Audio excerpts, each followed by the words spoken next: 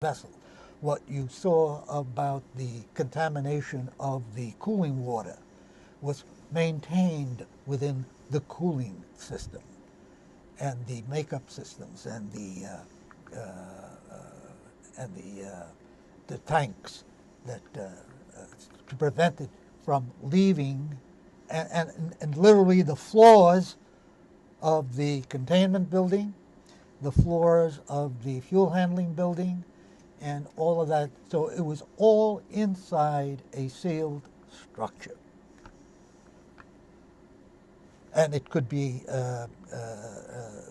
released on a basis with the contamination So on it. why was You mean I in a evacuated? controlled way? So what was the real from an engineer standpoint? The real pity of 3 Mile Island was in the lack of understanding of, of the potential that it might happen, and to take it seriously by the political people, by the townspeople, and the likes of that.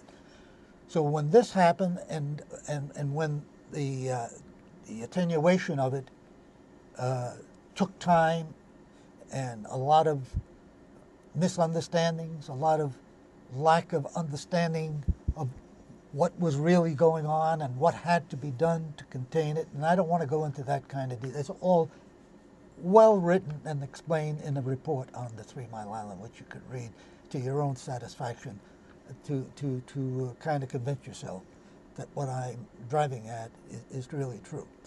That setting aside the technical problems, it was the political. The governor hadn't taken it serious. Suddenly now he wanted to evacuate a whole city. I was evacuated in Philadelphia at law school. So, and people from all around. And it hadn't been taken seriously, even though they were supposed to, and they had been trained and forewarned and all of that. That was, I think, the biggest tragedy of that. I don't know that there are any reported cases of cancer that can be directly attributed. I don't know that you could contribute. You could always pin a cancer to a radioactive particle or to something that you eat or some other things that, because I don't know that doctors in medicine know as much about cancer as we know about designing and protecting nuclear power plants. I say that in all due respect because of the complexity of that phenomena, because there seems to be a growing, but no matter what we seem to be doing in the fields of medicine to detect cancer at an early stage, to treat it, and to cure it, it's almost a losing battle. And I can speak that firsthand. Well, was the island a suitable venue to build that plant on?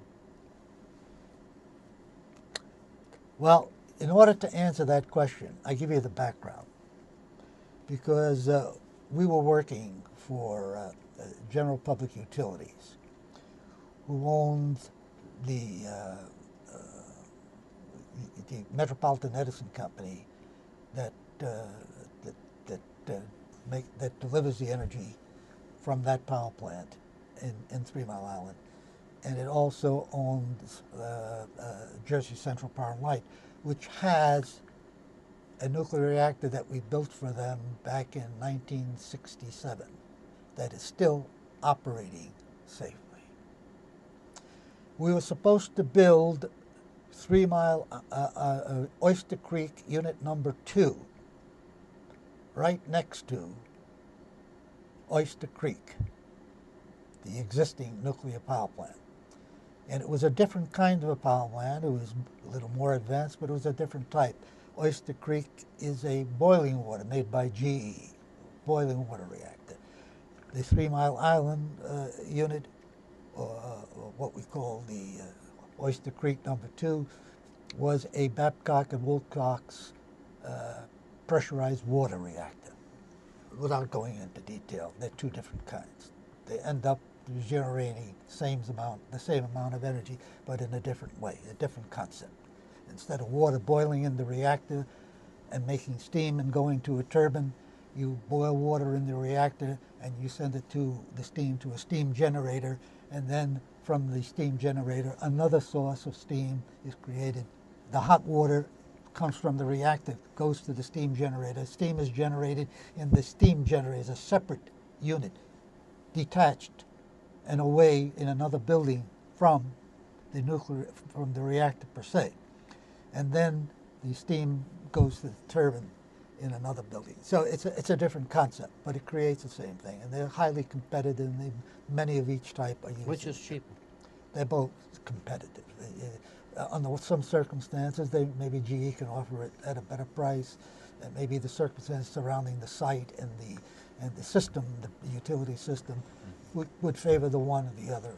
So it's not an easy question. It's not simply answered by which is cheaper. You know, there are apples. I tried. Yeah, right.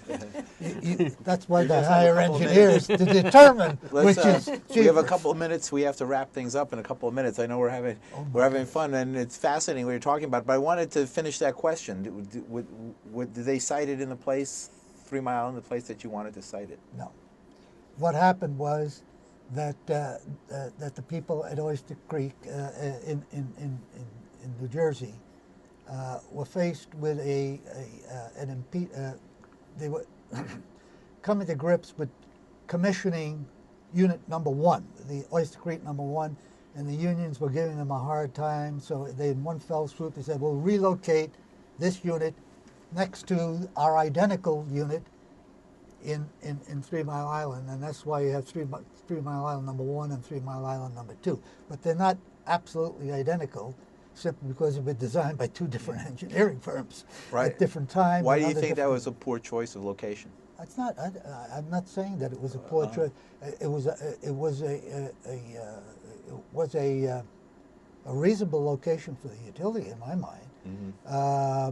But the fact of the matter is, even though they were both identical reactors, the way they were designed, by definition, had to be different because each engineer has his own approach. And the one engineer had started 6 months before we started ours, and we try to utilize we had been working 3 years on the design of the one at Oyster Creek, and now they wanted to keep as much of that design without redoing. That's a difficult challenge then, to marry 2 identical reactors with different. So it got done. It got done, but it might have been a factor. Mm-hmm. Interesting. Wow, we only have a minute left, and there was so much more we wanted to talk about. I want to bring up that when you were at Boys High School in Brooklyn, the Italians were a minority and the Jews were a majority. Am I right? We loved it. We got along great. We got along, right? Yeah. Yeah, it was the same brotherhood today. There you go. Well, this has been a great 2 What shows. a show, the yeah. conversation with Shannon Taylor and Let Him Talk with Paul and I. And I we're talk just too so much happy about to myself. have you. No, That's why you're here. That's what we wanted. We're going to have to schedule another show because there's so much more. Anytime. Because I want to talk more about how you met Mom and all of that, and we didn't even get into all of that. Poor Mom was left out completely. I know, we didn't get to. We got to give her a half an hour just alone to talk about that. How long were you married? 45. Let's see. No, 50. 50. Let's see. How old are you? 54? I'm 50. Yeah, 53 years. 55 years. 53 years. years. More Yeah, well, than we were you. married in 1955. Goodness gracious, you do the arithmetic. We got it. Thanks, Dad. That was great. Let me get a